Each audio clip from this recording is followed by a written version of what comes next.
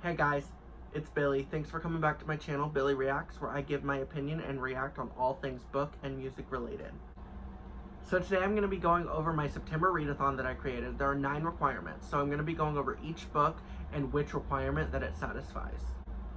So if you like the video, hit the like button below, and in the comments, you can tell me whether you like the choices or didn't like the choices that I picked, or if you decide to do the read-a-thon, you can tell me what you chose underneath for each requirement, and that'll be awesome. We can have a discussion up in the comments and stuff. And if you're interested in seeing more book or music related content, hit the subscribe button. I would definitely appreciate that. So let's hop into the video.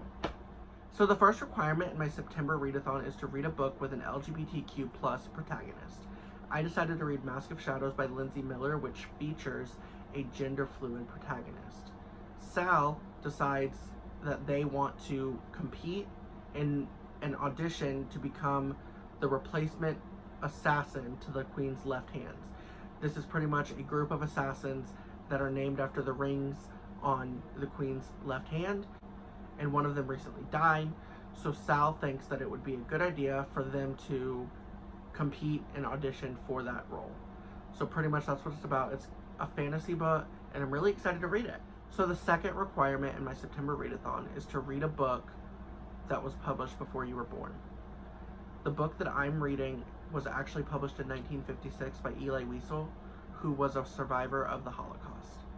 So the book is nonfiction and follows Elie Wiesel's story of what he experienced at the hands of the Nazis and his life in the concentration camp and all the things that he lost. It's definitely a really sad read. I read it in high school, but I think no matter how emotional and no matter how hard and horrifying it is to read, I think it's really important that we as a people read this literature and remember the horrors that these people experienced and to never forget the Holocaust. So I'm going to read it because I've been meaning to read a Holocaust book recently, because it's very important to me that I read from time to time the horrors that these people went through. So I hate to pull you guys out of the video, but I just realized that I never actually said the title of my second book, and that is Night by Elie Wiesel. So, excuse me for being dumb. Anyways. So the third requirement in my September Read-a-Thon is going to be to read a book that has a movie adaptation, and I'm going to go with The Duff by Cody Keplinger. I loved the movie. I absolutely adored the movie, and I've been meaning to read the book anyways, so I'm definitely going to use that one. So pretty much the plot of The Duff is a non-popular girl makes a deal with a popular boy that she will help him bring up his grade in a class if he helps her kind of remodel herself, her image. So I love the movie and I'm really excited for the book. So the fourth requirement for my September Read-a-Thon is to read a book where a human falls in love with a non-human or a non-human falls in love with a human. And I'm going to choose The Coldest Girl in Cold Town by Holly Black, recommended by my best friend. So pretty much the plot of The Coldest Girl in Cold Town is, in this society there are these small towns walled off, and they're called cold towns, and they are pretty much a quarantine for monsters. And the bad thing is if you go into a cold town, you can never come out. So pretty much the main character, by my understanding of the synopsis, wakes up in a cold town with 2 other people, and so the book is about her trying to keep them alive. And I guess because it has something to do with falling in love with a non-human, I guess there's going to be some kind of romantic element. So I'm looking forward to that. The fifth requirement on my September Read-a-Thon is going to be to reread a book that I've already read that I rated 3 stars or lower on my first read. I've decided to go with Everland by Wendy Spinelli. I read this book last year and I quite enjoyed the series. It wasn't anything spectacular, but I really enjoyed them and I gave them all 3 stars. So I'm going to reread Everland and give it more attention because I kind of was distracted when I read it the first time. So we'll see if I like it any better the second time around. So Everland is actually a retelling of Peter Pan, for at least the first book, and it's with a dystopian twist. There's a virus that has wiped out most of the population, and there's a group of children who survived, known as the Lost Boys, that are being pretty much hunted by the villains, which is ran by a soldier named Hook. So Pete meets Wendy, who has also survived and is taking care of her siblings. So pretty much that's the concept of it. London has fallen. There are a few people alive. They're being hunted by the bad guys, ran by Hook. and it's pretty good. I rated it 3 stars. I enjoyed it, so I'm looking forward to reading it again. So the 6th requirement in my September Read-a-Thon is going to be to read a book that fits into 2 different genres, and what I chose is going to be Red Queen by Victoria Aveyard, which I think fits into fantasy as well as dystopian, because yes, it is set in a fantasy world, but it also has fallen into a dystopian setting. So pretty much the way that the world works is that you are divided into 2 groups, the Reds and the Silvers. The Silvers are everything. They're the elite, and the Reds are nothing. They're looked down upon. They're less than. So the main character, Mare, is a Red, but when she finds that she has a deadly skill or a power, she is taken into the Silver Palace and hidden in plain sight as a long-lost Silver Princess. So she has to watch everything she does because one misstep could cost her life, pretty much. So I've been wanting to read this for a long time. It's been sitting on my shelf, but I never have gotten to it, and there's been a lot of mixed reviews, but I'm really interested in reading it, so I'm really looking forward to that. So I guess we'll see how I like it next month. So the 7th requirement in my September Read-a-Thon is to read a book you have not read by an author that you love.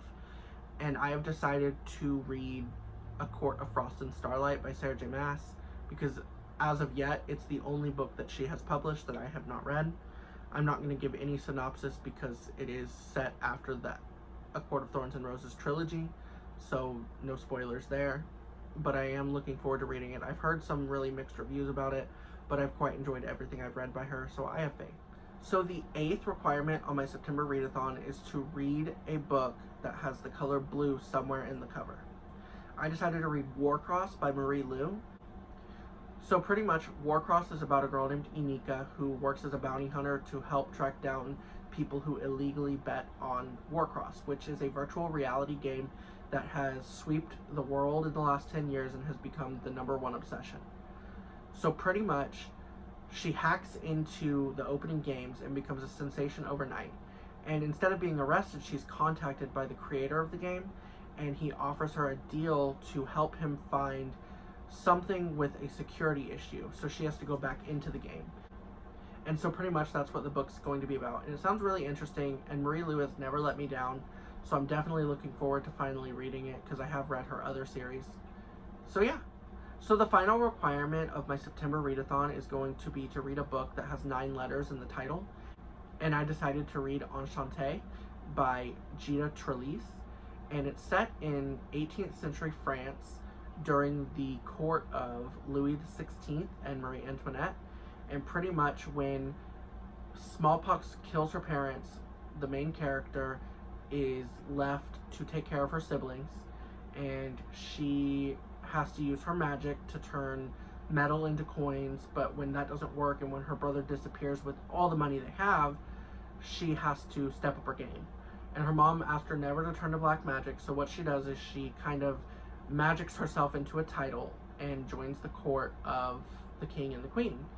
And so pretty much she jumps into this world of politics and danger and revolutionaries and thieves and liars, and she's trying to kind of con her way up in stature.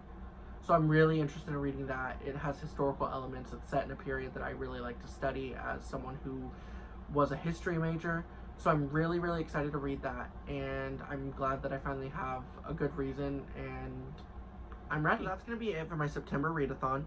I hope you guys enjoyed the video. If you did, hit the like button below, and in the comments let me know if you like or dislike the books that I chose, so we can have a discussion down in the comments. If you want to use the Read-a-Thon, I'll provide a link below where you guys can save or print or do whatever you want with it. So that's going to be it for today. My next video is going to be posted this weekend. It's going to be a music reaction. It's going to be a reaction to Taylor Swift's new album, Lover, out this Friday. So I'm really excited for that. If you guys are interested in more music and book-related content, hit the subscribe button. And that's pretty much all I have for you today. So I will see you guys this weekend. And